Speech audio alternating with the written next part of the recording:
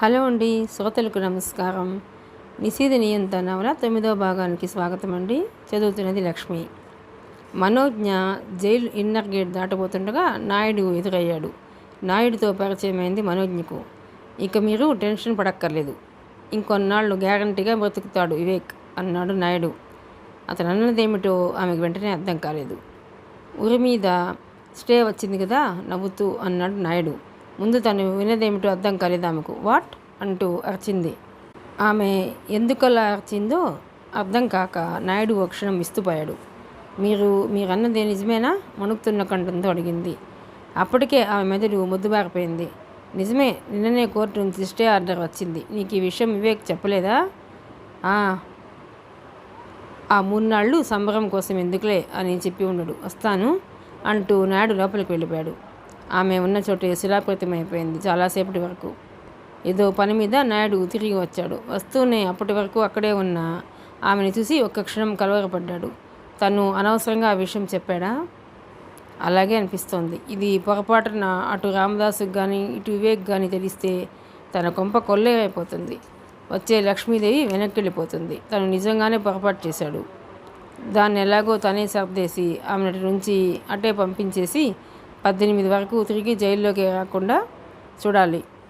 వస్తే తను ఆమెకేం చెప్పింది వాళ్ళకి తెలిసిపోతుంది. అలా జరగకూడదు. ఏమిటి ఇంకా ఇక్కడే ఉన్నారు అడిగాడు నాయుడు తేరుకుంటూ. ఎలా జరిగింది? అది యాదృచ్ఛికంగా జరిగిపోయింది. ఒక మర్డర్ అటెంప్ట్కి Vivek direct sole eye witness అయిపోయాడు. ఆ నేరస్తుల్ని ఐడెంటిఫై చేసే వరకు వివేక్ ఉరిశిక్షను తాత్కాలికంగా రద్దు చేస్తూ కోర్టు డైరెక్షన్ ఇచ్చింది.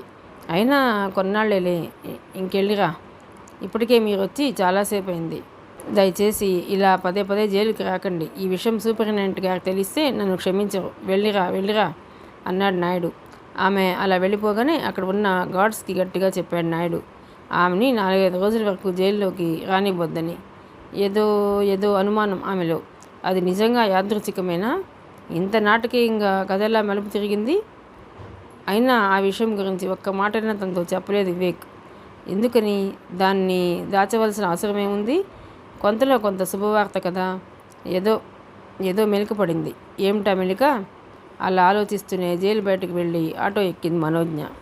నిజాల్ని వెలుగులోకి తేవడంతో పోలీసు దర్యాప్తు యంత్రాంగం తీవ్రంగా విఫలమైందని, నిజాన్ని కప్పిపుచ్చి అసలు దోషులను రక్షించేందుకు నిందితుడు వివేక్ పైన కేసు బనాయించి అతన్ని దోషిగా చూపించారని, ఆ నేపథ్యంలోనే సిఐడి విభాగం చొరవ తీసుకుని సదరు police stations records hand over చేసుకుని చట్ట ప్రకారం సుచిత్ర సమాధిని తవ్వి తీయడం జరిగిందని, నిందితుడి తరపు వాళ్ళు సమాధిలో ఉన్న శవం సుచిత్రది కాదని, నళిని అనే మరో అమ్మాయిదని అభియోగం చేయడంతో మేము మా అధికార పరిధి మేరకు తవ్వి తీసిన శవాన్ని ఫోరెన్సిక్ ల్యాబ్కు పంపించడం జరిగిందని ఒక నోట్ తయారు చేశాడు డిఐజీ సదాశివ్. ఆ పైన ఇంటికి వెళ్ళిపోయారు. 15 రాత్రి ఇంటికి వెళ్ళిపోయారు. నువ్వు చెప్పిందంతా వింటుంటే నాకేదో అనుమానం వస్తుంది.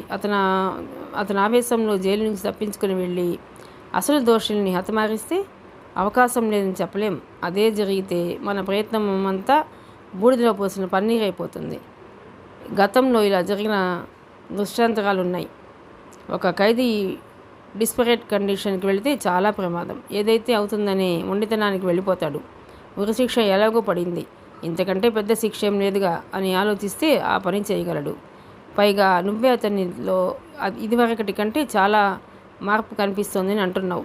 ఈ పరిస్థితుల్లో కూడా నువ్వు మన ప్రయత్నాల గురించి విడమర్చి చెప్పకపోతే ఎలా? కడుపు నిండిన దొంగ అంత తొందరగా దొంగతనానికి వెళ్ళడు. నిండకపోతే గనుక నా మాట విని రేపు ఉదయమే జైలుకి వెళ్ళి జరిగేదంతా వివేక్ చెప్పు. అసలు నేరస్తులు ఉరికమ్మం ఎక్కే రోజు దగ్గరలోనే ఉందని చెప్పు. అతను ఎక్కడ నోరు జాగ్రత్తోడోననే భయంతో విషయాన్ని పూర్తిగా దాచిపెట్టడం మంచిది కాదు చెప్పారు భూషణ్ రావు. అది నిజమేననిపించింది మనోజ్ఞకు. 16 ఉదయమే ఎలాగోలా ప్రయత్నించి జైలుకు వెళ్ళాలని నిశ్చయించుకుంది. వీలు కాకపోతే 16 సాయంత్రమైనా తప్పకుండా వెళ్ళాలనుకుంది. ఆ నిర్ణయానికి రావడంతో ఒకంత రిలాక్స్డ్గా ఫీల్ అయ్యి బండారితో ఇంటికి బయలుదేరింది. కానీ ఆమెకు తెలియని విషయం, ఆమె మర్చిపోయిన విషయం ఒకటి ఉంది.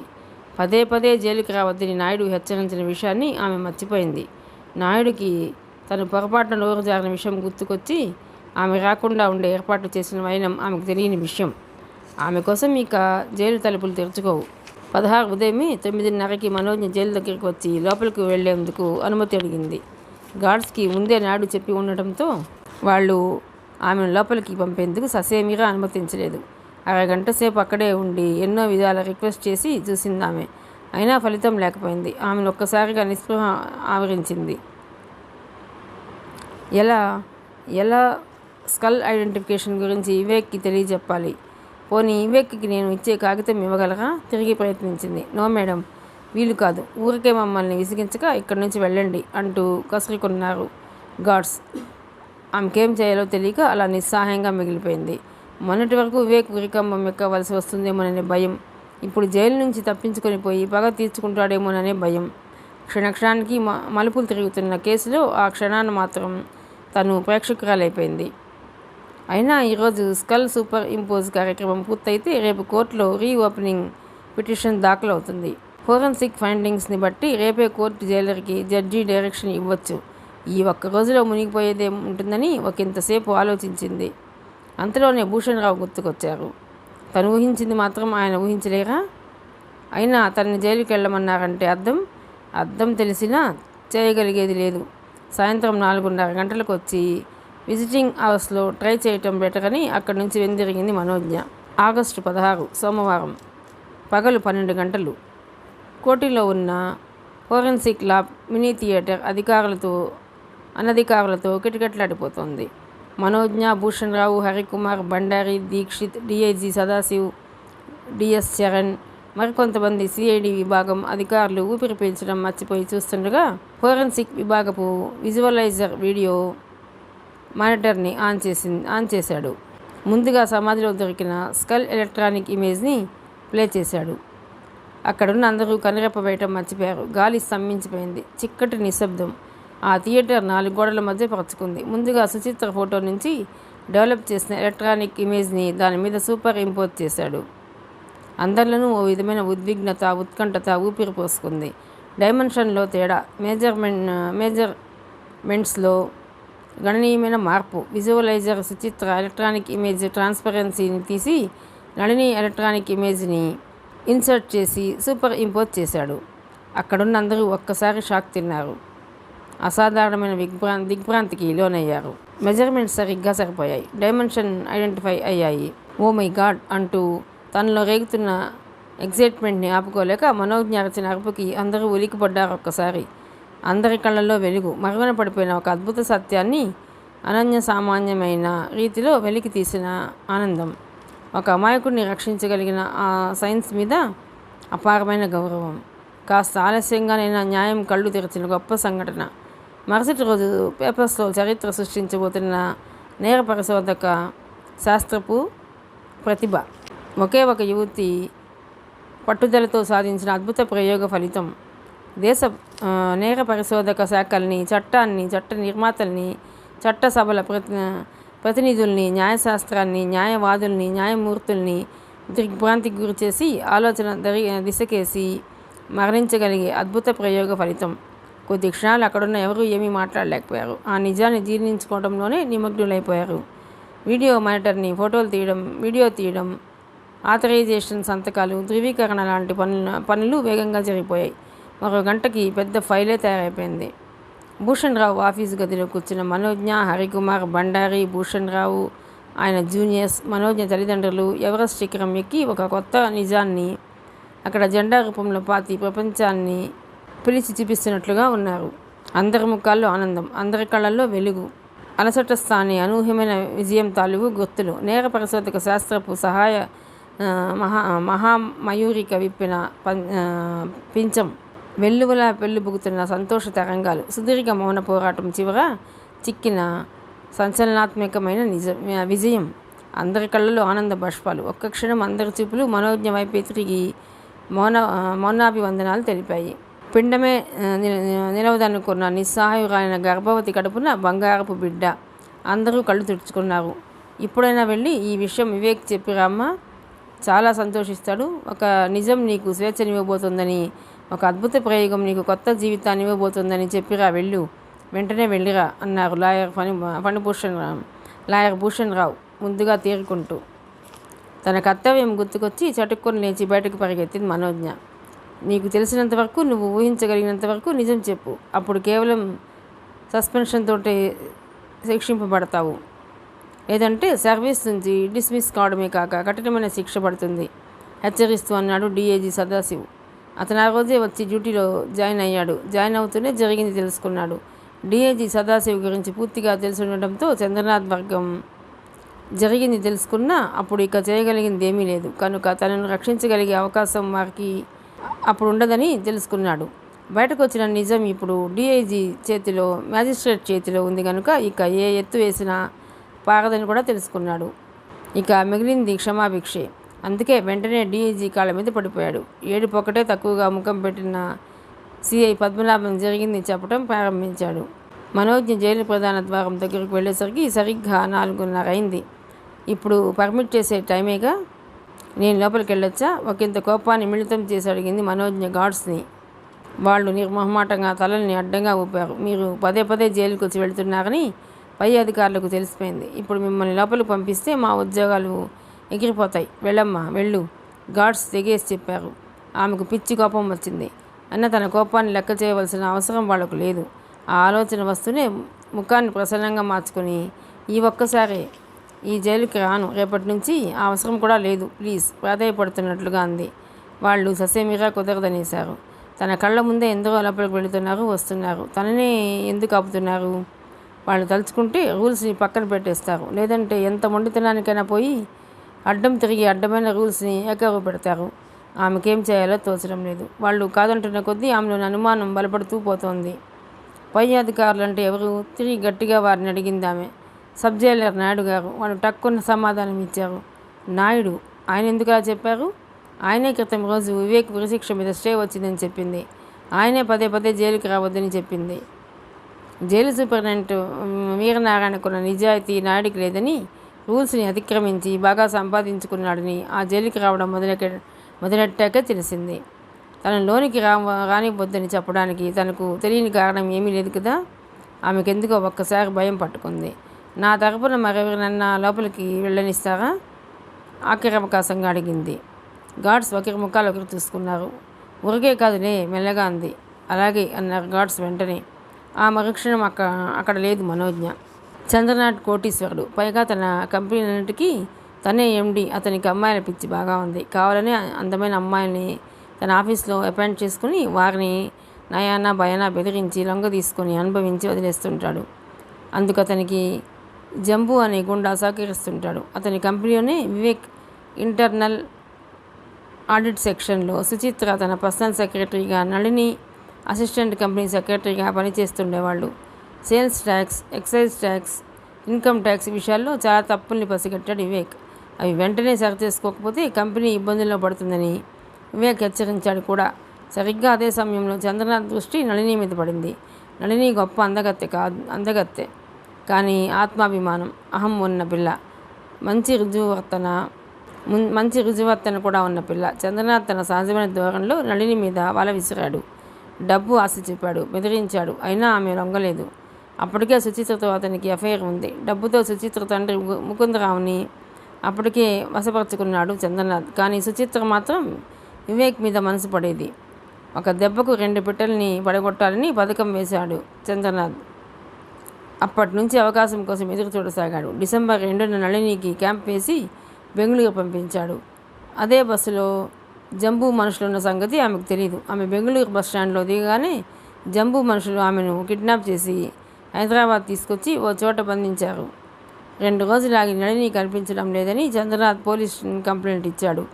గుడిమల్కాపూర్ పోలీస్ స్టేషన్లో కంప్లైంట్తో పాటు ఆ స్టేషన్ సిఐకి కొంత డబ్బు కూడా ఇచ్చాడు. ఆ వెంటనే నళిని తల్లిదండ్రులు కలిసి మొసలి కన్నీరు కార్చి నళిని ఎవరితోనో లేచిపోయిందని వారిని నమ్మించి వారితో అదే పోలీస్ స్టేషన్లో కేసు పెట్టించి వాళ్ళకి దండిగా డబ్బిచ్చాడు. దాంతో వాళ్ళు అనుమానించలేదు. డిసెంబర్ 12న సుచిత్రని వివేక్ మీద ప్రయోగించాడు. సుచిత్రకి ఇలాంటివి నచ్చేవి కావు. అయినా తప్పేది కాదు. సుచిత్ర ద్వారా వివేక్ని మంచి చేసుకునే కార్యక్రమం ఎప్పటి నుంచో జరుగుతూ వస్తోంది. పదే పదే తన వెంట పడవద్దని వివేక్ ఆమెను వారిస్తూ వస్తున్నాడు. ఆ విషయంలో వారిద్దరి మధ్య చిన్న ఘర్షణ కూడా జరిగింది. అలా జరిగేలా చూసుకున్నాడు చంద్రనాథ్. పెళ్ళైన వాడిని ప్రేమించటమే తను చేసిన తప్పని సుచిత్ర వివేక్ ముందు కన్నీరు మున్నీరై ఏడ్చింది. అతను ఆమె మీద జాలిపడ్డాడు, ఓదార్చాడు. చివరిసారిగా తన బర్త్డే పార్టీకి రమ్మని ప్రాధాయపడింది సుచిత్ర.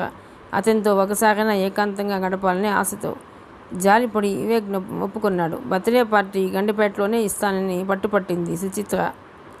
విధి లేక ఒప్పుకున్నాడు వివేక్. ఈలోపే చంద్రనాథ్ నళినిని రోజు రేపు చేస్తూ వస్తున్నాడు. అప్పుడే తెలిసింది చంద్రనాథ్కి నళిని అర్భకురాలు కాదని, వదిలేస్తే సిగ్గుపడకుండా ధైర్యంగా తనకు జరిగిన అన్యాయాన్ని కోర్టులో చెబుతుందని. దాంతో చంద్రనాథ్కి భయం పట్టుకుంది. ఆమెను లేపేసి దాన్ని వివేక్ మీదకి నెట్టిస్తే ఇద్దరు పిడ విరగడైపోతుందని భావించాడు. అప్పుడే సుచిత్ర తనకు తెలియకుండా వివేక్తో గండిపేట వెళ్తోందని తెలుసుకున్నాడు చంద్రనాథ్. ఇవేమీ తెలియని వివేక్ టాక్సీలో సుచిత్రతో కలిసి గండిపేట వెళ్ళాడు. వివేక్ సుచిత్ర బోట్లో షికారు చేస్తుండగా అప్పటికే ఆఖరిసారి నళినిని రేప్ చేసి స్పృహ తప్పించి తెచ్చి ఒక బోట్లో వేయిస్తాను బోట్ ఎక్కేశాడు చంద్రనాథ్. సరిగ్గా 3:30కి గొంతు పిసికి నళినిని చంపేశాడు చంద్రనాథ్. ఆ వెంటనే చాకు తీసుకుని ఆమె ముఖాన్ని చెక్కేశాడు. సుచిత్ర వాడే బట్టల్ని అంతకుముందు నళిని బంధించిన గెస్ట్ హౌస్లో ఉంచాడు చంద్రనాథ్. విధిలేని నళిని ఆ 10 రోజులు సుచిత్ర బట్టలే ధరించేది. ఆ రోజు అంటే డిసెంబర్ 12న కూడా సుచిత్ర బట్టలే ధరించాక ఆఖరిసారి రేప్ చేశాడు చంద్రనాథ్. నళిని ముఖం చెక్కేశాక తన బోట్ని వేగంగా సుచిత్ర ఉన్నట్టు బోట్కేసి పోనిచ్చాడు. చంద్రనాథ్ తన బోట్లో రావడం చూసిన సుచిత్ర కంగారు పడిపోయింది. తను వివేక్ మీద మనసు పడే విషయం చంద్రనాథ్కి తెలిసిపోతుందని భయపడిపోయింది. అందుకే వివేక్ని వెంటనే అక్కడి నుంచి వెళ్ళిపోమ్మని తొందరపెట్టింది. స్వతహాగా పిరికివాడని వివేక్ బోట్ దిగి పారిపోయాడు. వెంటనే సుచిత్రను తన బోట్లోకి రమ్మని నళిని శవాన్ని ఆ బోట్లోకి మార్చాడు. సరిగ్గా అక్కడికి 300 అడుగుల దూరంలో ఒక గెస్ట్ హౌస్ ఉంది. ఆ గెస్ట్ హౌస్ ఓనర్ పేరు కేశవమూర్తి. అతను ఆ సమయానికి ఫిషింగ్ చేస్తూ అక్కడే ఉండి ఆ దృశ్యం మొత్తాన్ని చూశాడు. అతను ఎక్కడ తనకి వ్యతిరేకంగా సాక్ష్యం చెప్తాడోనని అతన్ని కూడా చంద్రనాథ్ కొనేశాడు. పారిపోతున్న వివేక్ మీద జంబూ గూండాలు దాడి చేసి స్పృహ తెప్పించారు. వాళ్లే స్పృహ తప్పిన వివేక్ని పోలీసులకు అప్పచెప్పారు. వెంటనే చంద్రనాథ్ పెద్ద మొత్తంలో డబ్బిచ్చి ముకుందరావుని వశపరుచుకుని అతనితో వివేక్ మీద కేసు పెట్టించాడు. చెప్పడం ఆపాడు సిఐ పద్మనాభన్. డిఐజీ షాక్ తిన్నట్లయిపోయాడు. కొద్ది క్షణాలేం మాట్లాడలేకపోయాడు. ఆయన టేబుల్ సొరుగులో ఉన్న టేప్ రికార్డర్ ఆ గదిలో వినిపిస్తున్న మాటల్ని నిశ్శబ్దంగా రికార్డ్ చేసుకుపోతూనే ఉంది.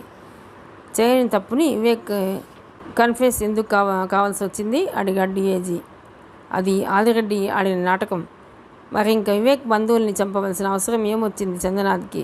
వివేక్ చేయని తప్పుని ఒప్పుకొని జైలుకి వెళ్ళినా అతని వాళ్ళు ఊరుకోకపోవచ్చని, కేసును తిరగతోడించే అవకాశం ఉందని అనుమానించి ఏదో ఊరు వెళ్ళి టాక్సీలో వస్తున్న వాళ్ళని జంబూ మనుషులు లారీతో గుద్ది చంపేశారు.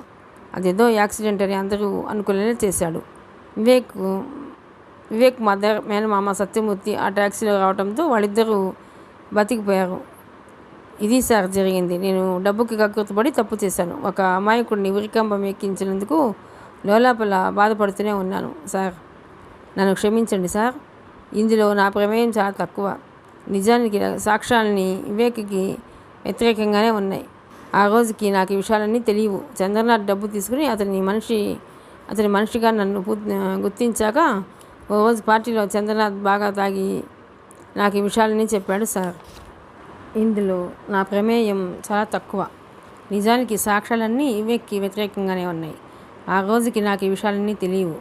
చంద్రనాథ్ డబ్బు తీసుకుని అతని మనిషిగా నన్ను గుర్తించాక ఓ రోజు పార్టీలో చంద్రనాథ్ బాగా తాగి నాకు ఈ విషయాలన్నీ చెప్పాడు సార్. మరి పోస్ట్ మార్టంలో రేప్ 4ంటికి జరిగిందని, మర్డర్ 4:30కి జరిగిందని ఎలా రిపోర్ట్ వచ్చింది అడిగాడు డిఐజీ. అది ఫేమస్ రిపోర్ట్ సార్. నిజానికి రేప్, మర్డర్ అంతకుముందే జరిగాయి. కేశవమూర్తి అలా అని మా ముందు సాక్ష్యం ఇచ్చాడు. పోస్ట్ మార్టంలో రేప్ 3:30కే జరిగినట్లుగా ఉంది. మర్డర్ 4ంటికి జరిగినట్లుగా ఉంది. చంద్రనాథ్ ఆ ప్రమాదాన్ని కూడా ఊహించి కేశవమూర్తి సాక్ష్యం పోస్ట్ మార్టం రిపోర్ట్ సింక్రనైజ్ అయ్యేలా చూసుకున్నాడు. అందుకుగాను పోస్ట్ మార్టం డాక్టర్ మంజునాథ్ పెద్ద మొత్తంలో డబ్బుని ముట్టజెప్పాడు చంద్రనాథ్. ఇది సార్ జరిగింది. సిఐ పద్మనాభన్ దాదాపు ఏడుస్తున్నట్లుగా చెప్పాడు. అతను చెప్పిన దాన్ని అతనితో రాయించి సంతకం పెట్టించుకొని కేసు రేపు కోర్టులో రీఓపెన్ కాబోతోంది. ఎవరడ్డు వచ్చినా ఆగదు. నీ క్షేమం కోరే చెబుతున్నాను. నువ్వు ఈ రాత్రికి అండర్ గ్రౌండ్కి వెళ్ళిపో, లేదంటే నిన్నైనా ఆ జంబూ మనుషులు చంపేసే ప్రమాదం ఉంది అన్నాడు డిఏజీ. అంగీకార సూచకంగా తలూపాడు పద్మనాభన్. చంద్రనాథన్ గ్రూప్కి ఇన్ఫర్మేషన్ అందించి మరో తప్పు చేయవని ఆశిస్తున్నాను. చేశావు అనుకో, రేపు కోర్టులో నేనేం చెప్పగలను? వేటిని సాక్ష్యంగా ప్రవేశపెడతాను నువ్వు ఊహించలేనిదేం కాదు. ఇక వెళ్ళరా అన్నాడు డిఏజీ సదాశివ్ గంభీరంగా. పద్మనాభన్ చెమటతో తడిసిపోయిన తన ముఖాన్ని తుడుచుకుంటూ వెళ్ళిపోయాడు. మనోజ్ఞ ఎంత వేగంతో వెనక్కి వెళ్ళిందో అంతే వేగంతో బండారిని తీసుకుని జైలు దగ్గరికి వచ్చింది. మీరు చెప్పినట్లుగానే నా మనిషిని తీసుకొచ్చాను. నా బదులు నా మనిషిని లోపలికి పంపించండి అంది మనోజ్ఞ ఆయాసాన్ని నడుచుకుంటూ.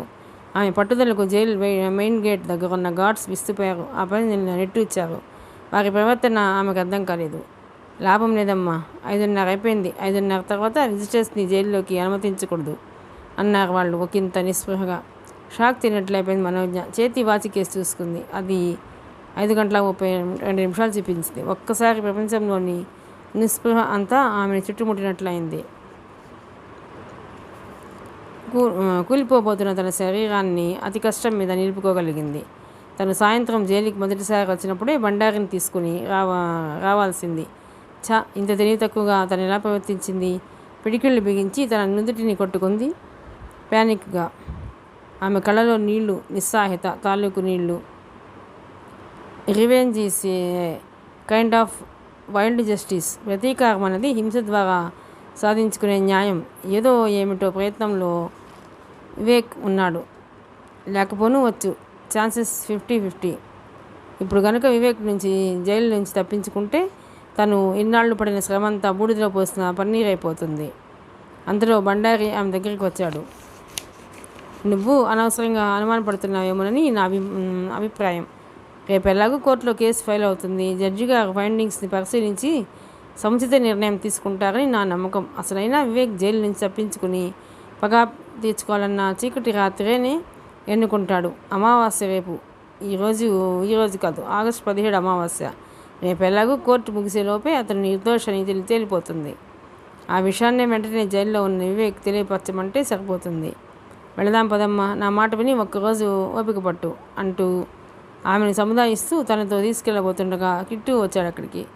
ఎదురుగా మనోజ్ఞ లేకుంటే కిట్టుని వెంటనే గార్డ్స్ లోపలికి వెళ్ళనిచ్చేవారే. గార్డ్స్ అదే విషయాన్ని కిట్టుకు చెప్పి తమ అసక్తతని వెలిబుచ్చారు. ఆ అమ్మాయి వచ్చింది వివేక్ కోసమని కూడా చెప్పారు. కిట్టు ఒక క్షణం వారికేసి అసహనంగా చూసి ఆ పైన తల పక్కకి తిప్పి చూశాడు అనుమానంగా. అక్కడికి 10 గజాల దూరంలో ఉన్న రావి చెట్టు మొదట్లో ఉన్న అరుగు మీద మనోజ్ఞ, బండారి కూర్చుని కనిపించారు. వాళ్ళు తలలు వంచుకొని కూర్చుని ఉండటంతో వాళ్ళని గుర్తుపట్టలేదు కిట్టు. ఆ జైల్లో ఉన్న ఖైదీని కలుసుకోవడానికి వచ్చే సందర్శకులు గార్డ్స్ పర్మిషన్ లభించేదాకా ఆ చెట్టు కింద అరుగు మీద కూర్చోవటం మామూలే. సరే, నేను కాగితం ఇస్తాను, వివేక్ కానీ రామదాసుకి కానీ పంపించండి అంటూ కిట్టు క్షణకాలం ఆలోచించి వెంటనే జేబులోంచి ఒక చిన్న కాగితం తీసి దాని మీద ఏదో రాసి ఆ కాగితాన్ని గార్డ్స్కి ఇచ్చి లోపలికి పంపించమని చెప్పి వాళ్ళ చేతుల్లో ఏదో పెట్టి గార్డ్స్ సలహా మేరకు వెంటనే అక్కడి నుంచి అదృశ్యమైపోయాడు. వడివడిగా వెళుతున్న కిట్టు కేసు చూస్తూ అతను ఎక్కడో చూసినట్లు లేదు అనుమానంగా అడిగింది మనోజ్ఞ. అవునన్నట్లు తలూపాడు బండారి. కానీ ఎక్కడన్నది ఆ ఇద్దరికి వెంటనే గుర్తుకు రాలేదు. అతనేమిటో నేను కాగితం ఇస్తాను, వివేక్ కానీ రామదాసుకు కానీ పంపించమన్నాడు. అప్పటి వరకు ఆమెలో కలుగుతూ ఉన్న అనుమానం రెట్టింపు అవుతుండగా అంది.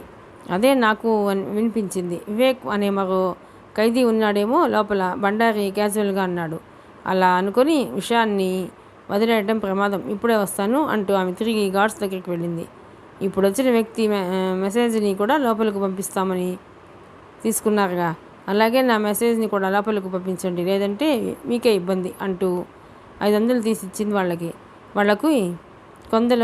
గొంతులో పచ్చి వెలక్కాయ పడినట్టు అయిపోయింది. అలాగే రాసిచ్చి వెంటనే వెళ్ళిపోయింది అన్నాడు గార్డ్ డబ్బుని జేబులో పెట్టుకుంటూ. ఆ అమ్మాయిని లోపలికి అనుమతిస్తేనే కదా సబ్ జైలర్ నాయుడుతో గొడవ. మెసేజ్దేముంది, ఆమె అటు వెళ్ళగానే చింపేస్తే పోతుందని అనుకున్నారు మనసులో గార్డ్స్. కాగితం కోసం వెనిటీ బ్యాగ్ని చూసినట్లు చూసి చిన్న కాగితం ఉంటే ఇవ్వగలరా అని అడిగింది. మా దగ్గర ఎలా ఉంటాయి, ఒక గార్డ్ అసహనంగా అన్నాడు. ఇందాక అతను ఇచ్చిన కాగితం ఇవ్వండి, దాని మీద రాసిస్తాను అంది ఆమె. వాళ్ళు అనుమానించలేదు. కిట్టు ఇచ్చి వెళ్ళిన కాగితాన్ని తీసి ఇచ్చారు. ఆ కాగితాన్ని చటుకుని అందుకుంటూనే చిరాగ్గా దానికేసి చూసింది. దాని మీద 127 OR 118 అని పైన రాసింది. కింద ఏవో బొమ్మలు, వాటికి యథాతథంగా మెమరీలో పెట్టుకొని దాని కింద మిగిలి ఉన్న స్టేట్స్లో రేపు కోర్టులో నీ కేసు రీఓపెన్ అవ్వబోతోంది, సుచిత్ర బ్రతికే ఉంది అని రాసి మను అని సంతకం పెట్టి వాళ్ళకిచ్చి వెనుదిరిగింది.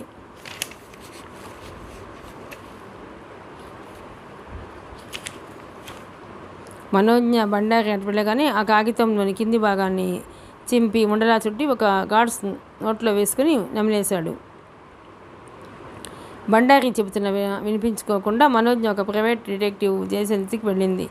విధి లేక ఆమెనే ఫాలో అయ్యాడు బండారి. ఒక మనిషి బొమ్మ తన ఎడం చేతిని నెత్తి మీద పెట్టుకుని తలని గోక్కుంటున్నట్లుగా ఉంది.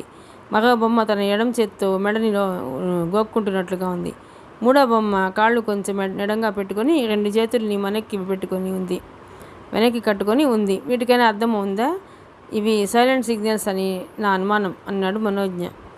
ఆ ఏజెన్సీ హెడ్ ఒక క్షణం అమ్మకేసి ఆశ్చర్యంగా చూసి చెప్పాడు. మీరన్నట్లు అవి silent సిగ్నల్సే.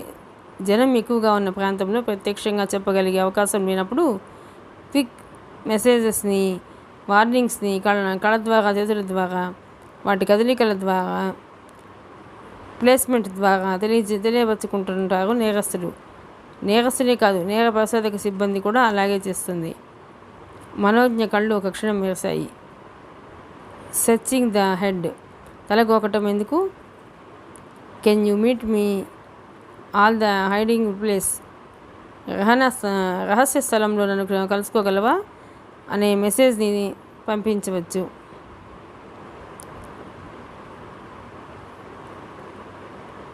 Scott teaching back of the neck, మెడ వెనుక భాగాన్ని గోక్కోవటం ద్వారా be careful, you are being watched, నీ మీద నిఘా ఉంది, జాగ్రత్తగా ఉండు అనే మెసేజ్ని పంపవచ్చు. 2 చేతుల్ని వెనక్కి కట్టుకుని ఉండటం, బోత్ హ్యాండ్స్ బిహైండ్ బ్యాక్ అంటే I can pass the message now అని అర్థం. ఇప్పుడు నేను నీకు మెసేజ్ పంపలేను అని అర్థం అన్నాడు ఆయన. అది వింటూనే షాక్ తిన్నట్లయిపోయింది మనోజ్ఞ. వెంటనే వాళ్ళకి డబ్బు పే చేసి వెనుదిరిగింది. వివేక్ ఉంటున్న సెల్ నెంబర్ 118. ఈ మెసేజ్ ఖచ్చితంగా మన వివేక్కి, సందేహం లేదు అంది మనోజ్ఞ ఒకంత భయానికి లోనవుతూ. అవన్నీ చూస్తున్న బండారి ఎప్పుడో మతిపోగొట్టుకుని ఉన్నాడు. మనోజ్ఞ కానీ లెక్చరర్ రూపంలో ఉన్న CBI ఆఫీసరా అనే అనుమానం వచ్చి ఆ పైన తన అనుమానానికి తనే నమ్ముకున్నాడు. అయితే భూషణ్ రావు గారి అసైన్మెంట్ కరెక్ట్. ఎందుకో అతని రివెంజ్లో న్యాయం కనిపిస్తుంది. నిజంగా అంత న్యాయం నాకు జరిగినా నేను అదే చేస్తాను. ఎవరైనా అదే చేస్తారు. అలా జరగకుండా వివేక్ లాంటి అమాయకులు బలిపశువులు కాకుండా చట్టం, న్యాయస్థానాలు వాటి ప్రతినిధులుగా నిజాయితీగా దర్యాప్తు చేస్తే వివేక్ లాంటి వాళ్లకు ప్రతీకారం తీసుకోవాల్సిన అవసరం ఏముంటుంది? అయినా మనం ఇప్పుడు పెద్దగా ఆందోళన చెందనక్కర్లేదేమో, ఎందుకంటే నువ్వు ఆల్రెడీ మెసేజ్ పంపించేసావుగా. వివేక్ ఈ పాటికి ఆ మెసేజ్ని చదువుకొని సిమితపడి ఉంటాడు అన్నాడు బండారి. అది నిజమే అనిపించింది మనోజ్ఞకు. ఆగస్టు 17 ఉదయం 10 గంటలకు హైకోర్టులో భూషణ్ రావు రీఓపెనింగ్ పిటిషన్ దాఖలు చేశాడు. దానితో పాటు CI పద్మనాభన్ కన్ఫెషన్ని కూడా దాఖలు చేశారు. DIG సదాశివు, DSP చరణ్ ఫైల్స్లో సిద్ధమైపోయి కోర్టుకు వచ్చారు. హరికుమార్ 10-15 మంది క్రైమ్ రిపోర్ట్స్తో హడావుడిగా కోర్టుకు వచ్చేశాడు. మనోజ్ఞ, బండారి, డిఫెన్స్ లాయర్ భూషణ్ రావుతో పాటే కోర్టుకు వచ్చేశారు. ఆ కేసుకున్న ప్రాముఖ్యం దృష్టిలో ఉంచుకొని జడ్జి గారు మిగతా కేసుల్ని వాయిదా చేసి ఆ కేసునే టేకప్ చేశారు. ఆ రోజంతా ఆ కేసుపై వాదోపవాదాలు జరిగాయి. ఎట్టకేలకు సాయంత్రం 5:30 గంటలకి జడ్జి గారు భూషణ్ రావు వాదనతో ఏకీభవించి వివేక్ ఉరి మీద స్టే ఇచ్చి చంద్రనాథ్కి, CI పద్మనాభన్కి, కేశవమూర్తికి, ఆదిరెడ్డికి, ముకుందరావుకి అరెస్ట్ వారెంట్స్ జారీ చేశారు. ఆ రోజుకి కోర్టు వాయిదా పడింది. వివేక్ ఉరి మీద వచ్చిన స్టే ఆర్డర్ తీసుకుని కోర్టు పగల్స్గా జైలుకి బయలుదేరాడు. వివేక్ ఉరి మీద వచ్చిన స్టే ఆర్డర్ తీసుకుని కోర్టు మెసెంజర్ పర్సనల్గా జైలుకి బయలుదేరాడు. జైలు పరిసరాలపై సాయం సంధ్య చీకట్లు క్రమంగా ముసురుకుంటున్నాయి.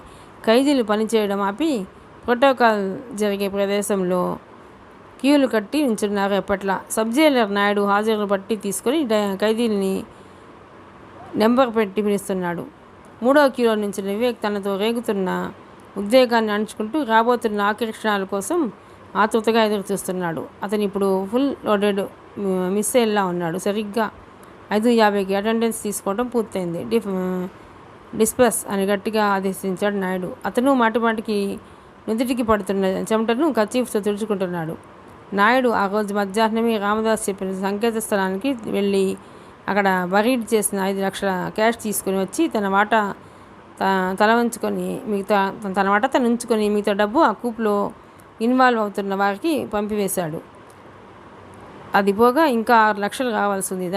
దాని మీదే నాయుడు దృష్టి ఉంది. క్షణాల్లో ఖైదీలంతా డైనింగ్ హాల్ కేసి ప్రవాహంలా కదిలిపోతున్నారు. సరిగ్గా అప్పుడే ఒక సెంట్రీ ఆగమేఘాల మీద పరిగెత్తుకుంటూ నాయుడు దగ్గరికి వచ్చి ఆగాడు. అప్పటికే నాయుడు ఉద్రిక్తత ఉంచున్న వాడిలా ఉన్నాడు. కట్టెల వ్యాన్ ఇంకా రాలేదు. వీరనారాయణ ఇంకా జైలుని వదలలేదు. ఎలా పథకం అమలయ్యేది? అతని ఆలోచనలో ఉండగానే సెంట్రీ ఆయాసాన్ని తీర్చుకొని మిమ్మల్ని అర్జెంటుగా సూపరింటెండెంట్గా రమ్మంటున్నారు సార్ అన్నాడు గాబరాగా. నాయుడు కళ్ళు ఒక క్షణం మెరిశాయి. అంతే. ఆ మరుక్షణం నాయుడు పరుగులాంటి నడకతో ఆఫీస్కి చేరుకున్నాడు. నాకు ఈ రాత్రి అర్జెంట్ పని పడింది. బయటకెళ్తున్నాను. ఖైదీలు జాగ్రత్త. కంటి మీద కొనుకు లేకుండా జాగ్రత్తగా కాపలాకాయి. వస్తాను జాగ్రత్త అని హెచ్చరిస్తూనే హడావిడిగా బయటకెళ్ళిపోయాడు వీరనారాయణ. ఊపిరి పీల్చుకున్నాడు నాయుడు. వేదవతి తన పథకాన్ని సరిగ్గానే అమలుపరిచిందన్నమాట మనసులో అనుకుంటూ రాబోయే కట్టెల లారీ కోసం ఆఫీసు బయటకు వచ్చి గేటు కేసి చూపులను సాగించాడు. సూపరింటెండెంట్ జీప్ అలా వెళ్ళిపోవడం, కట్టెల లారీ ఇలా లోపలికి రావడం క్షణాల తేడాతో జరిగిపోయింది. ఆ జాగ్రత్త కూడా రామదాస్ తీసుకున్నట్టు నాయుడికి తెలియదు. డైనింగ్ హాల్కి ఎడం పక్కనున్న వంటశాల దగ్గరికి వచ్చి ఆగింది లారీ. జైలు కుక్ కూడా నాయుడు మనిషి కావడంతో ఆ కట్టెల్ని చూస్తూ లారీ డ్రైవర్ మీద విరుచుకుపడ్డాడు. పథకంలో భాగంగానే సరిగ్గా ఆ సమయంలో ఖైదీలంతా ఆకలితో ఉండటంతో ఆ హడావిడిలో ఉన్నారు. సెంట్రీలు, గార్డ్స్ చాలా వరకు డైనింగ్ హాల్లో మోహరించి ఉన్నారు. సాయం చీకటను ఆసరా చేసుకుని మెల్లగా వివేక్ లారీ కేసి రాసాగాడు. రామదాసు డైనింగ్ హాల్ బయట నుంచుని ఆ దృశ్యాన్ని జాగ్రత్తగా గమనిస్తున్నాడు. జైలు కుక్ రెచ్చిపోతూ వద్దీ కట్టెలు వెంటనే తీసుకెళ్ళిపో. జైల్లో వంట చెరకు నిండుకుంది. ఉదయం 5 గంటలకే ఎండు కట్టెలతో లారీ తిరిగి రావాలి. లేదంటే మధ్యలోనే అందుకున్నాడు నాయుడు. లేదంటే కాంట్రాక్ట్ క్యాన్సిల్. పద అంటూ నాయుడు లారీ ఎక్కి క్యాబిన్లో కూర్చున్నాడు. లారీ కిందకి చేరుకున్న వివేక్ అప్పటికే అదృశ్యమైపోయాడు. రామదాసు సంతృప్తిగా నవ్వుకొని వెనుదిరిగాడు. లారీ తిరిగి బయలుదేరింది. మెయిన్ గేట్ దగ్గర ఉన్న గార్డ్స్కి అనుమానం రాకుండా ఉండేందుకే నాయుడు లారీ ఎక్కాడు. లారీ మెయిన్ గేట్ని సమీపించి ఆగిపోయింది. నాయుడు వెంటనే లారీ దిగాడు.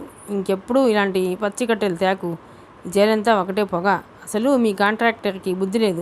వెళ్ళు. రేపు ఉదయం 5 గంటలకే ఎండు కట్టెలతో రావాలని, జైల్లో వంట చెరకు నిండుకుందని మా కుక్ చెప్పిన విషయం గుర్తుంది కదా అంటూ కావాలనే పెద్దగా అరిచాడు నాయుడు. 5 నిమిషాల క్రితమే వెళ్ళిన లారీ తిరిగి రావడంతో, అందులో లారీలో సబ్ జైలర్ నాయుడు ఎక్కి రావడంతో మెయిన్ గేట్ గార్డ్స్కి మాత్రం అనుమానం రాలేదు. సరిగ్గా లారీ కదులుతుండగా ఒక గార్డ్ లారీ కింద భాగానికి వేసి చూసి ఆశ్చర్యపోయి స్టాప్ అని పెద్దగా అరిచాడు. ఒక్కసారిగా నాయుడు షాక్ తిన్నట్లయిపోయాడు. సగం తెరుచుకున్న జైలు మెయిన్ గేటు మధ్యలోనే ఆగిపోయింది. వెంటనే అక్కడున్న గార్డ్స్ అంతా అలర్ట్ అయిపోయారు, ప్రమాదాన్ని శంకిస్తూ. ఏమైంది? ఎందుకలా అరిచావు? నాయుడు చిరాకు పడుతూ అడిగాడు గార్డుని. ఈ లారీ కింద భాగంలో బ్యాటరీ బాక్స్లో ఒకటి కొత్తదిగా కనిపిస్తోంది సార్. దాన్ని ఒకసారి చెక్ చేసి పంపిస్తే బాగుంటుంది సార్ అన్నాడు అతను ఒకంత అనుమానం వ్యక్తం చేస్తూ. నాయుడి గుండెల్లో రాయపడింది. క్షణాల్లో అతనికి ఒళ్ళంతా చెమటలు పట్టేశాయి. సబ్ జైలర్ గారు వ్యాన్తో పాటు వచ్చి గేటు వరకు సాగనంపి వెళుతుంటే నీకు ఇంకేమిటి అనుమానం? మరో గార్డ్ అన్నాడు. చూస్తే చూడండి, సందేహం ఎందుకు? పదే బ్యాటరీ డన్ అవుతుందని డబుల్ బ్యాటరీ పెట్టించాను, రండి వచ్చి చూడండి అంటూ లారీ డ్రైవర్ ముందుకొచ్చాడు. దాంతో మరీ షాక్ తిన్నాడు నాయుడు. లారీ డ్రైవర్ మీద అపరిమితమైన కోపం వచ్చింది. కానీ ఏం చేయలేని పరిస్థితి. చెక్ చేయమని చెబితే వచ్చే డబ్బు పోతుంది, వద్దని చెబితే గార్డ్స్కి తన మీద అనుమానం రావచ్చు. ఏం చేయాలి? అంతలో జరిగింది ఆ సంఘటన. లారీ డ్రైవర్ కనకపపాట్లు బ్యాటరీ బాక్స్ దగ్గరికి వచ్చి వెంటనే దానికి ఉన్న తాళం తీసి హుక్స్ని ఓపెన్ చేశాడు, గార్డ్స్ని చూడమన్నట్లుగా. ఉద్వేగం మంచులకు చేరుకున్న నాయుడు బాక్స్ కేసి చూసి బిత్తరపోయాడు. ఆ బాక్స్లో వివేక్ లేడు. 2 పెద్ద పెద్ద బ్యాటరీలు ఉన్నాయి. ఏం జరిగిందో అర్థం కాలేదు నాయుడికి. గార్డ్స్ సంతృప్తి చెందారు. లారీ తిరిగి బయలుదేరింది. చూస్తుండగానే లారీ వెళ్ళిపోవటం, జైలు గేట్లు మూసుకోవటం జరిగింది. అది అలా వెళ్ళటంతో నాయుడు పరిగెత్తుకుంటూ రామదాస్ సెల్ దగ్గరికి వెళ్ళాడు. వెళుతూనే వివేక్ సెల్ కేసు చూశాడు ఆతృతగా. నిండా ముసుగు పెట్టుకుని అటు తిరిగి నిద్రపోతున్నాడు అతను. అదృష్టం చేజారిపోయినందుకు నుదురు కొట్టుకుంటూ రామదాస్ కేసు చూశాడు ఒకంత నిస్పృహతో. రామదాసు, ఏమిటిది? మరలా ఇలాంటి అవకాశం వస్తుందా? చిరాకు పడుతూ అడిగాడు నాయుడు. రామదాస్ చిన్నగా నవ్వాడు. నాయుడికి ఆ నవ్వు కోపాన్ని తెప్పించింది. ఊరికే ఆందోళన చెందకు, అంతా సవ్యంగానే జరుగుతుంది, అదే నవ్వు మోహంతో అన్నాడు రామదాసు. ఎలా? వివేక్ ఇంకా ఇక్కడే ఉన్నాడు. వీరనారాయణ గారు ఉదయానికల్లా జైలుకు తిరిగి వస్తారు. ఎలా సవ్యంగా జరుగుతుంది? చిరాకును కప్పిపుచ్చుకుంటూ అడిగాడు నాయుడు. వివేక్ లేడు, అదే లారీలో బయటకు వెళ్ళిపోయాడు అన్నాడు రామదాసు ధీమాగా. వాట్? అదిరిపడుతూ వివేక్ సెల్ కేసు చూశాడు నాయుడు. అది కేవలం పడకే, దుప్పటి కింద ఉన్నది ఎత్తులే అన్నాడు రామదాసు వివేక్ సెల్ కేసు చూస్తూ. ఒక్క క్షణం పిచ్చెత్తిపోయాడు నాయుడు. అతనికి ఏం అర్థం కాలేదు. అయోమయంగా వివేక్ సెల్ కేసు చూస్తుండగా కోర్టు మెసెంజర్ జైలుకు వచ్చిన ఇన్ఫర్మేషన్ ఈ నాయుడికి అందించేందుకు ఒక గార్డ్ ఆఫీస్ నుంచి వచ్చాడు హడావిడిగా. భూషణ్ రావు ప్రత్యేక అభ్యర్థన మేరకు వివేక్ ఉరిశిక్ష మీద వచ్చిన స్టేని వెంటనే జైలర్స్కి సర్వ్ చేయమని న్యాయమూర్తి ఆజ్ఞాపించడంతో మనోజ్ఞ బృందం రిలాక్స్గా ఫీల్ అయ్యి కోర్టు నుంచి వెనుదిరిగింది. మృత్యువుతో హోరాహోరీ పోరాడి సాధించుకున్న విజయం వెనుక లభించే అలసటతో కూడిన ఆనందం, తృప్తి మనోజ్ఞ కళ్ళల్లో స్పష్టంగా కనిపిస్తుంటే భూషణ్ రావు తృప్తిగా నిట్టూర్చారు. వాళ్ళ అలుపెరగని పోరాటం, ఓడిపోయే ప్రయత్నం జైలుకి 2 కిలోమీటర్ల అవతల చెట్ల పొదల్లో ప్రాణం పోసుకుంటోందని వారికి తెలియదు. సరిగ్గా 6:25కి కట్టెల లారీ జైలుకి 2 కిలోమీటర్ల అవతల గుబురైన చెట్ల మాటున ఆగింది. అప్పటికే అక్కడ కిట్టు రెడీగా ఉన్నాడు. లారీ ఆగుతుండగానే కిట్టు వడివడిగా లారీ దగ్గరికి వచ్చి కిందకు చూస్తూ చిన్నగా 3 సార్లు ఉండుండి విజిల్ వేశాడు. అప్పుడు లారీ కింద భాగంలో ఏదో చిన్న చప్పుడు. చూస్తుండగానే పొడవుగా ఉన్న డీజిల్ ట్యాంక్ మూతను తగిలించుకొని 2 అరచేతుల్ని కింద ఆనించి నెమ్మదిగా ఆనిన శరీరాన్ని బయటకు తీసుకున్నాడు వివేక్. కిట్టు చటుకున కిందకి వంకొని చేయి చాపాడు. ఆ చేతి ఆసరాతో బయటకు వచ్చి ఒక్కసారి పరిసరాన్ని గమనించి ఒళ్ళు విరుచుకున్నాడు అతను. అతని కళ్ళల్లో పగ, ప్రతీకారాలతో కూడుకున్న విచిత్రమైన నవ్వు. కిట్టు వెంటనే లారీ డ్రైవర్ దగ్గరికి వెళ్ళి ఏదో మాట్లాడాడు. లారీ వెంటనే స్టార్ట్ అయి చూస్తుండగానే ఆ ప్రాంతం నుంచి అదృశ్యమైపోయింది. కిట్టు వెంటనే అతని పొదల చాటుకి తీసుకెళ్ళి అక్కడ దాచి ఉంచిన మేకప్ కిట్ని, బట్టల్ని తీసి అందించాడు. అతను క్షణాల్లో జైలు డ్రెస్ తీసివేసి దాన్ని అక్కడే పొదల చొమ్మాటన భద్రంగా చాచి కిట్టు తెచ్చిన బ్లాక్ ప్యాంటు, బ్లాక్ షర్ట్ వేసుకుని క్షణాల్లో తనను గతంలో ఎరుగున్న వారెవరూ గుర్తుపట్టకుండా మేకప్ చేసుకున్నాడు. వివేక్ మేకప్ చేసుకునే విధానం, అందులో అతను చూపిన ప్రావీణ్యతని, వేగాన్ని చూసి బిత్తరపోయాడు. బైక్ రెడీగా ఉందా? వివేక్ కంఠం గంభీరంగా ఉంది అన్నాడు కిట్టు శాసిస్తున్నట్లుగా వివేక్ ప్రవర్తనని చూసి. డాక్టర్ మంజునాథ్ శవాన్ని ఏ శ్మశానంలో సమాధి చేశారు? తిరిగి అడిగాడు వివేక్. అది ఎందుకో అర్థం కాకపోయినా చెప్పాడు కిట్టు. శేషగిరిరావు అండ్ కంపెనీ ఎదురుగా ఉన్న శ్మశానంలో. బ్లాస్టింగ్ మెటీరియల్ తెచ్చావా? తెచ్చాను. దాన్ని నాకు ఇచ్చి నీ బైక్ మీద నన్ను ఫాలో అవ్వు, జాగ్రత్త. ఇప్పుడు సమయం అని ఒకసారి అంతకు మునిపే కిట్టు ఇచ్చిన ఎలక్ట్రానిక్ వాచ్ కేసు చూసుకొని 6:40 అయింది. ట్రాఫిక్ ఎలా ఉన్నా మనం సరిగ్గా 7 గంటలకల్లా శ్మశానంలో ఉండాలి అన్నాడు వివేక్ ఆజ్ఞాపించినట్లుగా. నువ్వేమనుకోకపోతే చిన్న సలహా. రామదాసు వేసిన పథకంలో ఈ ప్రోగ్రాం లేదు. బ్లాస్టింగ్ మెటీరియల్ సమకూర్చమని కూడా లేదు. ఇవన్నీ నీ ప్రధానమైన పథకాన్ని అప్సెట్ చేస్తాయేమో సందేహిస్తూనే అన్నాడు కిట్టు. కిట్టు కేసు ఒకసారి తీక్షణంగా చూసి బైక్ని స్టార్ట్ చేశాడు. ఈ షర్ట్ జేబులో క్యాష్ ఉంది కదా అడిగాడు వివేక్, నొక్కి ఫస్ట్ గేర్లోకి బండిని తెచ్చుకుంటూ. 10,000 దాకా ఉంచాను. అయినా మంజునాథ్ నేనప్పుడు తిరిగి అదే సందేహాన్ని వెలిపించబోయి తీక్షణంగా ఉన్న వివేక్ చూపుని చూసి ఆగిపోయాడు కిట్టు. నా జీవితాన్ని సర్వనాశనం చేసిన దుర్మార్గులు పాతాళంలో దాగిన సప్త సముద్రాల అవతల దాగున్నా నేను వదిలిపెట్టను. నా ప్రతీకారం తీర్చుకొని తీరాలంతే. అందుకు ఇప్పుడెవరు అడ్డు వచ్చినా ఉపేక్షించను. కమాన్ మూవ్, మనకిప్పుడు క్షణాలే గంటలతో సమానం అంటూ బైక్ని ముందుకు దూకించాడు వివేక్. మెరుపు వేగంతో దూసుకుపోతున్న అతడిని విస్తుపోయి చూసి విధి లేక తను అక్కడే దాచుకున్న మరో బైక్ ఎక్కాడు కిట్టు. సాయంత్రం 6:45 టోలీ చెక్లో ఒంటరిగా ఉన్న ఒక పాటుపడ్డ ఇల్లు పాలపొంత నుంచి విసిరివేయబడ్డ ఒంటరి నక్షత్రంలా ఉంది. జూబ్లీ హిల్స్ కొండలకి ఆనుకొని ఉన్న ఆ ఇల్లు ఆ సమయంలో స్తబ్దత కూరుకుపోయినట్లుగా ఉంది. లోపలికి వెళితే 2 గదులు. లోపల గదిలో జైలు సూపరింటెండెంట్ వీరనారాయణ కూతురు 13 ఏళ్ల బంటి ఒంటరిగా ఒక చాప మీద కూర్చొని ఉంది. ఆమెలో తను కిడ్నాప్ చేయబడినందన్న ఆందోళన కానీ ఆదుర్ద కానీ లేవు. ఒక వృద్ధురాలు ఆ పని చేసిందెందుకనే మీమాంస, ఆశ్చర్యం మాత్రమే ఉన్నాయి. తనను బంధించింది వేదవతి సత్యమూర్తి గనుక వారి వయస్సుని బట్టి అంతగా భయపడలేదు. ముందు గదిలో ఉన్న వేదవతి గోడకి చేరబడి కిటికీలోంచి లోపల ఉన్న బంటి కేసి చూస్తూ క్షణాల్ని లెక్కిస్తున్నట్లుగా ఉంది. ఆ ఇంటి 4 గోడల మధ్య పేరుకుపోయిన నిశ్శబ్దాన్ని చెదరగొడుతూ వాళ్ళు తినేందుకేవో పట్టుకొచ్చాడు సత్యమూర్తి. వేదవతి కనుసైగని అర్థం చేసుకున్న సత్యమూర్తి తను తెచ్చిన ప్యాకెట్ను విప్పి 2 సమోసాలు, 2 కేక్స్ పేపర్ ప్లేట్లో సర్ది అక్కడే ఉన్న కుండలోంచి సత్తు గ్లాసుతో మంచినీళ్ళు తీసుకొని లోన గది తలుపుని జాగ్రత్తగా తెరిచి ప్లేటుని గ్లాసులను లోపల ఉంచి వెంటనే తలుపులు మూసి బయట గడియ వేసి వచ్చి వేదవతి పక్కన కూర్చున్నాడు. బంటి, సత్యమూర్తి చర్యల్ని గమనించినా ఉన్న చోట నుంచి లేవలేదు. ఎలాంటి ప్రతిస్పందనని కనబరచలేదు.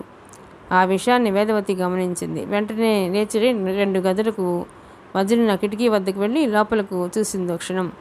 చూడమ్మా, నిన్ను మేము ఏమీ చేయం. ఈ రాత్రంతా ఈ ఇంటిలోనే ఉంచుతాం. పొద్దున్నే వదిలేస్తాం. ఎందుకు ఏమిటనేది నీకు చెప్పినా అర్థం చేసుకోగల వయసు కాదు నీది.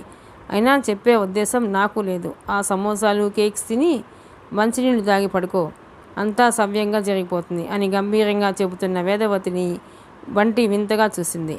వేదవతి తిరిగి వచ్చి ముందు గదిలోని చాప మీద కూర్చుండిపోయింది. ఆమె శరీరం అక్కడే ఉన్న మనస్సు, ఆలోచనలు మాత్రం జైలు నుంచి తప్పించుకొని మారణకాండ సాగించబోతున్న కొడుకు మీదే ఉన్నాయి. సరిగ్గా అప్పుడు సమయం రాత్రి 6:59 అయింది. సరిగ్గా 6:59 వివేక్ బైక్ పంజాగుట్ట చౌరాస్తాలో ఉంది. వెనుకే కిట్టు బండి. ట్రాఫిక్ ఐలాండ్ సిగ్నల్ లైట్స్లోని రెడ్ లైట్ కేసి అసహనంగా చూస్తున్నాడు అతను. మరికొద్ది క్షణాలు గడిచాయి. ఎల్లో లైట్ వెలిగింది. అది వెలిగిన మరుక్షణం అతని బైక్ ఫస్ట్ గేర్లో చీర్తపులిలా ముందుకు దూకింది. జైలు సూపరింటెండెంట్ వీరనారాయణకి ఒళ్ళంతా చెమటలు పట్టేశాయి. ఒక్కగానొక్క కూతురు, ప్రాణప్రదంగా చూసుకుంటున్న కూతుర్ని ఎవరో కిడ్నాప్ చేశారు. ఫోన్ మీద ఫోన్ చేస్తూనే ఉన్నాడు. ముందుగా పోలీస్ కమిషనర్కి చేశాడు. ఆ పైన సంబంధిత పోలీస్ స్టేషన్స్కి చేశాడు. ఆ హాల్లోనే ఆయన భార్య తులసి సర్వస్వం పోగొట్టుకున్న దానిలా ఏడ్చి నిస్త్రాణగా మిగిలిపోయింది.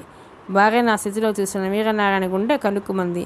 ఫోన్స్ చేయటం పూర్తి చేసి భార్యకి తోడుగా జైల్లో పనిచేసే ఒక నడి వయస్కురాలైన కేర్ టేకర్ని ఉంచి వేగంగా బయటకు వెళ్ళి జీప్ ఎక్కాడు. అది మరుక్షణం పోలీస్ కమిషనర్ ఆఫీస్ వైపు దూసుకుపోయింది. బ్యాటరీ లైట్ వెలుగులో 10 నిమిషాలు వెతికాక డాక్టర్ మంజునాథ్ సమాధి కనిపించింది. దాన్ని చూస్తూనే వివేక్ కళ్ళు అగణిమనం పులుముకున్నాయి. ఆగ్రహావేశాలతో, పగా ప్రతీకారాలతో అతని శరీరంలోని రక్తం మురుకులెత్తింది. ఒక క్షణం కళ్ళు మూసుకుని తనను తాను నిగ్రహించుకున్నాడు. శ్మశానం గేటు దగ్గర ఉన్న కిట్టు పరిసరాలని అప్రమత్తంగా గమనిస్తూ వివేక్ ఉన్న దిశకేసి చూస్తున్నాడు. అది డిజర్టెడ్ ఏరియా కావడంతో ఆ ఇద్దరు ఎవరి దృష్టికి వచ్చే అవకాశం లేదు. దానికి తోడు చిమ్మ చీకటి, ఈదురుగాలులు, చిరుజల్లులు. తప్పుడు పోస్ట్ మార్టం రిపోర్ట్ ఇచ్చి తన జీవితం శిథిలమైపోవటానికి కారకుడైన డాక్టర్ మంజునాథ్ బ్రతికే ఉంటే చిత్రవద చేసి చంపి ఉండేవాడేమో. అతను చనిపోయి అది వీలు కాకుండా చేసిన మంజునాథ్ మీద మరింత ఆగ్రహావేశాలు పెళ్లిబిగుతున్నా జైల్లో రామదాసు వద్ద నేర్చుకున్న ఇంటెన్స్ సెల్ఫ్ డిసిప్లిన్ మూలంగా తనను తాను అదుపులో పెట్టుకుంటూ వెనక్కి వెళ్ళి స్టాండ్ వేస్తున్న మోటార్ బైక్ని తీసుకుని స్టార్ట్ చేయకుండా మంజునాథ్ సమాధి వద్దకు తీసుకొచ్చాడు. పరిసరాన్ని ఒక్కసారి శ్రద్ధగా పరికించి మోటార్ బైక్ని స్టార్ట్ చేసి న్యూట్రల్లోనే ఉంచి స్టాండ్ వేసి దాని హెడ్లైట్ సమాధి మీద పడేలా బైక్ యాంగిల్ని సరిచేసి హెడ్లైట్ బాగా వెలిగేందుకు ఇంజన్ని రైజ్ చేసి యాక్సిలేటర్ గ్రిప్ జీరోకి రాకుండా జేబులోంచి పెద్ద క్లిప్ తీసి రైట్ హ్యాండిల్ గ్రిప్కి వేసి హెడ్లైట్ కాంతి పట్ల సంతృప్తి పడి సమాధి వైపు నడిచాడు. దూరం నుంచి వివేక్ చర్యాన్ని గమనిస్తున్న కిట్టు దిగ్భ్రాంతికి గురయ్యాడు. చలి, ఈదురుగాళ్ళు, చిరుజనుల మూలంగా ఆ ప్రాంతం నిర్జనంగా తయారైంది. కానీ లేదంటే ఆ సమయంలో శ్మశానం మధ్యలో మోటార్ బైక్ రైజ్లో ఉండటం చూసి ఎవరైనా అటువైపు వచ్చేవారే. అదే జరిగితే వివేక్ పరిస్థితి? అయినా వివేక్ ఏం చేయబోతున్నట్లు? తన గురువు రామ్దాస్ ఇచ్చిన సూచనల మేరకు వివేక్కి సహకరించటమే తప్ప తనలో రేగే అనుమానాన్ని నివృత్తి చేసుకునే అవకాశం లేదు. అతను తనకు అవకాశం ఇవ్వడు. కిట్టులో కోల్డ్ ఎగ్జైట్మెంట్. వివేక్ సమాధి వద్దకు వెళ్ళి తనతో తెచ్చుకున్న ఐరన్ రాడ్తో సమాధికి పక్క నుంచి రంధ్రం చేసి జేబులోంచి చిన్న బాక్స్ తీసి దాన్ని ఆ రంధ్రంలోకి జొనిపి దానికున్న వైరుని బయటికి లాగి వైరు రోల్ని పట్టుకొని 100 అడుగులు సమాధి నుంచి దూరంగా వెళ్ళి వైరు చివరను కింద నుంచి దాని మీద చిన్న రాయి పెట్టాడు. ఒకసారి డిస్టెన్షన్ మనసులోనే క్యాలిక్యులేట్ చేసుకుని తిరిగి మోటార్ బైక్ వద్దకు వచ్చి దాన్ని స్టాండ్లోంచి తీసి దాంతోపాటు 100 అడుగులు వెనక్కి వచ్చి ఇంజన్ ఆఫ్ చేశాడు. వెంటనే జేబులోంచి పెన్ టార్చ్ తీసి వైరు చివరిని మోటార్ బైక్ బ్యాటరీ కనెక్ట్ చేసి ఒక క్షణం గుండె నిండా ఊపిరి తీసుకొని కుడికాల్ని స్టార్టింగ్కి హ్యాండిల్ మీద వేసి పరిసరాన్ని మరోసారి గమనించి కుడి చేత్తో యాక్సిలేటర్ గ్రిప్ని రైజ్ చేస్తూ కిక్ కొట్టాడు. బైక్ స్టార్ట్ అవ్వలేదు. గుండెల నిండా ఊపిరి తీసుకుని మరోసారి గట్టిగా కిక్ కొట్టాడు. అంతే, బైక్ ఇంజన్ స్టార్ట్ అయింది. డాక్టర్ మంజునాథ్ని తలుచుకొని పళ్ళు పటపటా కొరుకుతూ ఇంజన్ని రైజ్ చేశాడు. 1, 2, 3 క్షణాలు భారంగా కరిగిపోతుండగా కళ్ళు నిమిరిమిట్లు గలుపుతూ అక్కడ పరుచుకున్న శ్మశాన నిశ్శబ్దాన్ని బ్రద్దలు చేస్తూ ఎక్స్ప్లోజన్, చిన్న సైజు విస్ఫోటనం చెవుల్ని బద్దలు చేసి ఆ శబ్దాన్ని వింటూనే కిట్టు షాక్ తిన్నాడు. జరిగిందేమిటో అతనికి అర్థం కాలేదు. వివేక్ ఆ మరుక్షణం బైక్ బ్యాటరీ కొన్న వైర్ కనెక్షన్ తీసేసి ఎక్కి హెడ్లైట్ ఆన్ చేసి ముందుకు దూకించాడు. బైక్ 100 అడుగులు వెళ్ళి ఆగిపోయింది.